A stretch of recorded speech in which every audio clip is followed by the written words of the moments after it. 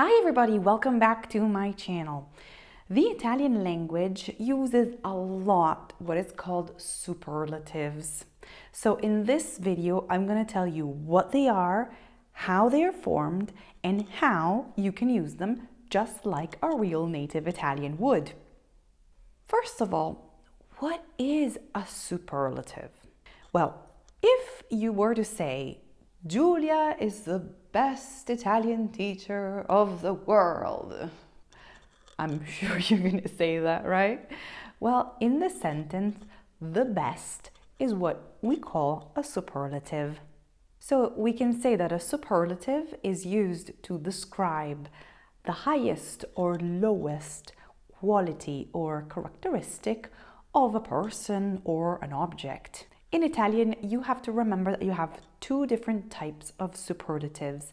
You have what is called superlativo relativo and superlativo assoluto. I will now show you a chart with both of them, and then I will explain each in detail. Of course, you can download this chart by clicking on the free link that you find below this video. Or if you're subscribed to my free newsletter, you will just receive this PDF every time a new video is out. You will just find it attached to the free email, okay? So let's look at this little chart. More than a chart, it's like a little cheat sheet that you can refer to when you have a doubt when you're using one or the other type of superlative. You will spot out a word that is called superlativo assoluto because it's one of those words that ends with issimo, issima, issimi, issime. Why do you have 4 different versions? Because you are going to match gender and number.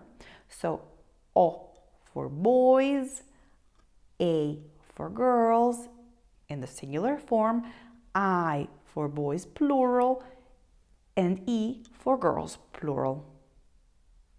When you're trying to spot out the other one, so il superlativo relativo, you will know that you're using that because it follows this little formula. Article plus più or meno plus di.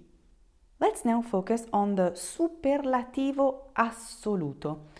You are going to use this when you're emphasizing that something or a person is very something. So very tall, very small, very high, very low, and so on. I'll give you a couple of sentences as examples. I know that I say this like in all of my videos, but it's so important. I'm giving you sentences, but I suggest that you also write sentences of your own. Write them underneath the video. I will check and correct them if necessary, or in any case, I can give you like a quick feedback on your language journey, okay? So let's look at these 2 sentences. In Sicilia, in estate, fa caldissimo. You can immediately spot out that we're talking about a superlativo assoluto because you have caldissimo. So you have that issimo at the end. What does this sentence mean? In Sicily, it's very hot in the summer. So we're talking about the quality of something, in this case of the Sicilian summer. And we're saying it's very hot, caldissimo. Let's look at another example. Le canzoni di Elisa sono bellissime. Once again, you have bellissime, so you know that you have a superlativo assoluto because it ends with issime, and this sentence means Elisa's songs are very beautiful. So remember when I said we're talking about something that is very something, in this case, very beautiful. I briefly said before, but this is something you really need to take note of. And if you don't feel like taking notes, In the PDF that I have attached, you have all of this beautifully written out, or you can also go to my blog page at italianlanguagehub.com and you will find all of this written out for you. In any case, what is very important that you need to understand and remember is that when we're using superlativo assoluto, you have to match gender and number. So when you have issimo, it ends with an O, you have masculine singular. Issima, it ends with an A, you have feminine singular. Issimi ends with an I, you have masculine plural. Issime, it ends with an E, and you have feminine plural. Let's take tall and let's change it to match gender and number, okay? So, tall is translated to alto.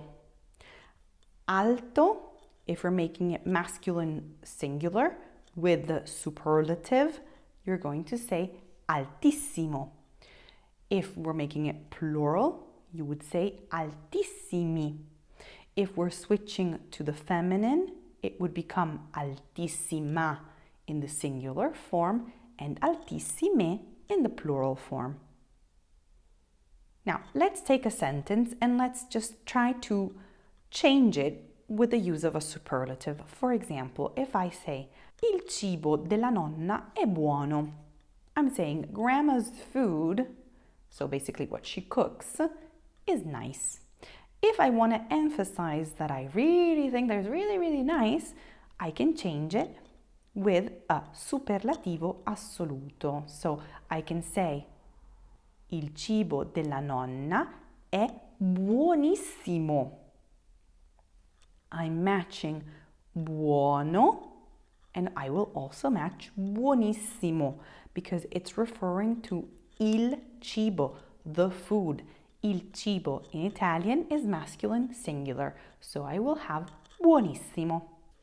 Now, quick exercise. I'm going to give you 5 different adjectives and try to write a sentence with each of them. If you want to, you can write all of them or even just one sentence in the comments. Remember, practice makes perfect, and practicing by writing sentences that make sense for you, so that you have created, will help you to internalize these concepts and will help you to keep them yours, and you will use them in the next Italian conversation. Here are the adjectives. Bello, brutto, bravo, caldo, freddo. Remember to match gender and number. So you will change issimo, issima, issimi, issime. Sounds like a little song. Here are the sentences that I have created.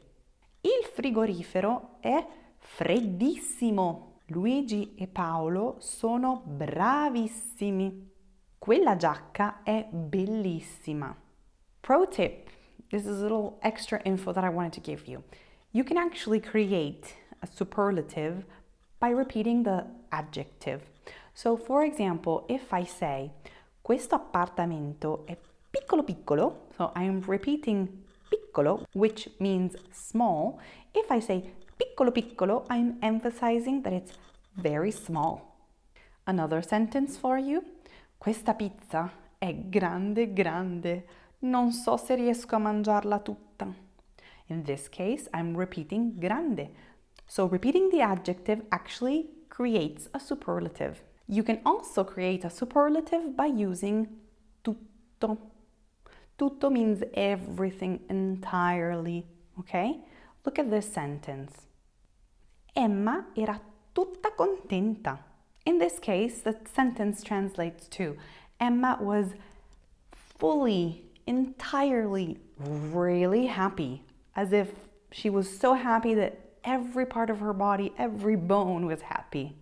Okay, so with tutto, you have also that extra feeling of a higher quality. You can say it in a positive way or in a negative way. For example, la scatola era tutta rotta. The box was entirely broken. You can also create superlatives by adding prefixes like stra, super, iper, mega. For example, remember the first sentence, Emma era tutta contenta. You can also have Emma era stracontenta. Emma era iper contenta. And obviously you can have your normal version, let's call it like that. Emma era contentissima.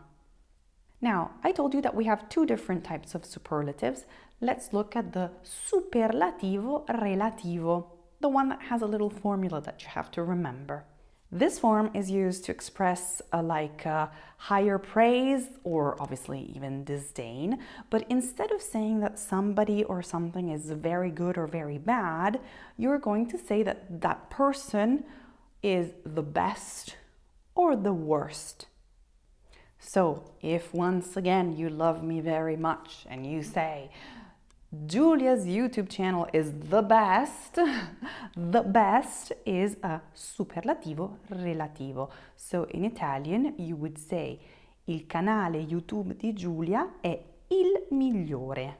So basically you're going to use the formula article plus più or meno plus an adjective plus di. This is basically when you're using it to say il più, the most, il meno, the least. Okay? Let's look at some examples to make this clear. Paola è la più piccola della classe. As you can see, you have la più, and then you have an adjective, piccola, and then you have di. Be careful because you have to match gender and number. In this case, I have la più piccola because I'm referring to a girl, because I'm talking about Paola. Gianni è il più grande della classe. Once again, the same kind of sentence. I changed the adjective and I changed also the gender, just to show you that you have to match it. Maria è la più intelligente della classe. Now, as always, it's obvious that we have some exceptions, or more than exceptions, we have some superlatives that are considered to have a particular form. So, how do you remember these? Unfortunately, take note of them, memorize them, use them in the sentence, and make them yours, because there is no other option here. So I will list a few of them, the most common ones, and I suggest that you start using them immediately. I have placed them in a chart so that you can sort of see what they look like. In some cases, they are like an extra version of a superlative, okay?